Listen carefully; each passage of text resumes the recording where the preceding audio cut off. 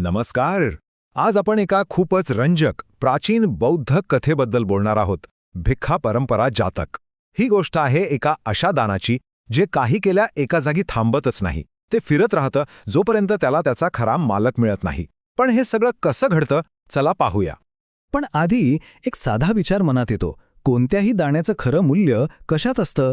ते देणाऱ्याच्या भावनेत असतं, वस्तूच्या किमतीत असतं, की मग ते स्वीकारणाऱ्याच्या पात्रतेत?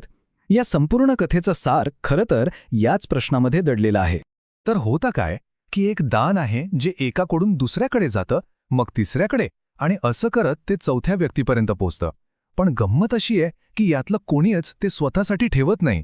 का? हेच ते कोडं आहे जे आपल्याला या कथेतून सोडवायचं आहे.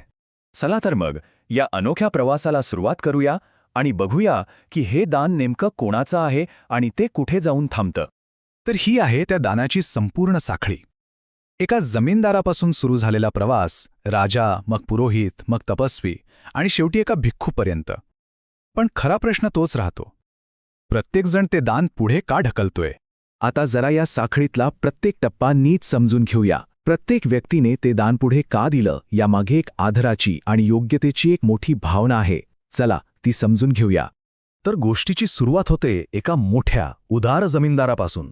तो एका अनोळखी व्यक्तीला पाहतो जो खरं तर वेश बदललेला राजा असतो.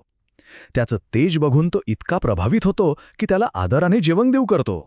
पण गंमत बघा, राजा ते अन्न स्वतः खातच नाही. तो विचार करतो की त्याचे गुरु म्हणजे राजपुरोहित त्याच्यापेक्षा कितीतरी पटीने जास्त ज्ञानी आणि आदरणीय आहेत, म्हणून तो ते दान त्यांना देतो. बरं, आता चेंडू आहे पुरोहिताच्या कोर्टात. राजाने इतक्या आदराने दिलेली भेट तो स्वतः का नाही स्वीकारत? त्याच्या डोक्यात नक्की काय विचार चालले असतील? पुरोहित स्वतःला सांसारिक बंधनांमध्ये अडकलेला मानतो.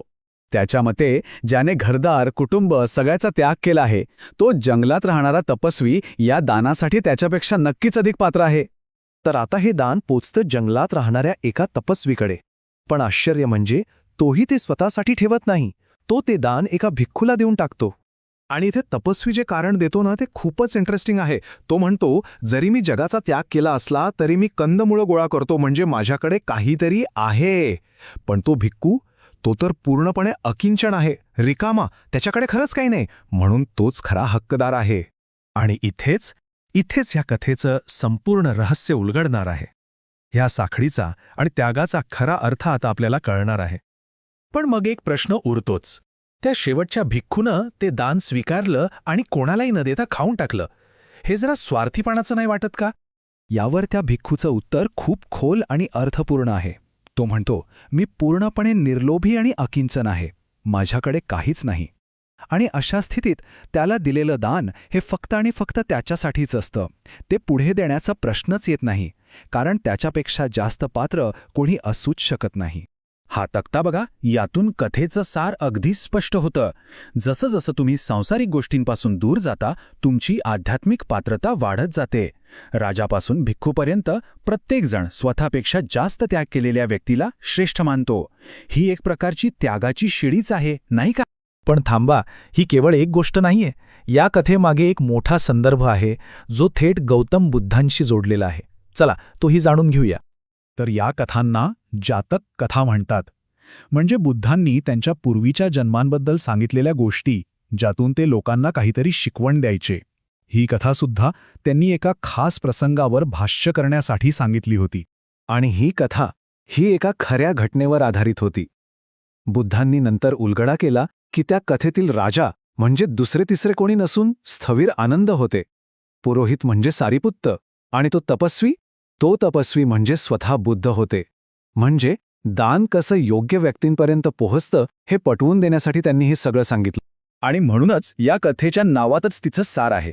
भिक्खा परंपरा म्हणजे भिक्षेची किंवा दानाची अशी एक परंपरा जी योग्यतेच्या क्रमानं पुढे सरकते आणि शेवटी सर्वात पात्र व्यक्तीजवळ येऊन थांबते. आता आपण ह्या कथेच्या समारोपाकडे आलो आहोत. इथे आपल्याला दानाच्या खऱ्या फळाबद्दल आणि त्याच्या महत्त्वाबद्दल कळतं. जेव्हा जमीनदाराला हे सगळं कळतं ना, तेव्हा तो खूप आनंदी होतो. त्याला एक समाधान मिळतं की अरे वा, आपण दिलेलं दान वाया नाही गेलं, ते अगदी योग्य व्यक्तीपर्यंत पोहोचलं, आणि हेच त्याच्यासाठी दानाचं खरं फळ होतं. तर या कथेतून आपल्याला काय शिकायला मिळतं की दानाचं खरं पुण्य फक्त देण्याच्या कृतीत नाहीये, तर ते दान कोणापर्यंत पोहोचतंय या प्रवासात आहे. जी व्यक्ती सांसारिक आसक्तीतून सर्वात जास्त मुक्त आहे तिच्यापर्यंत पोहोचलेलं दानच सर्वात पुण्यवान ठरतं. आणि जाता जाता एक विचार, कोणत्याही भेटीचं किंवा दानाचं खरं मोल कोण ठरवतं? देणारी व्यक्ती की ती स्वीकारणारी व्यक्ती? यावर नक्की विचार करा.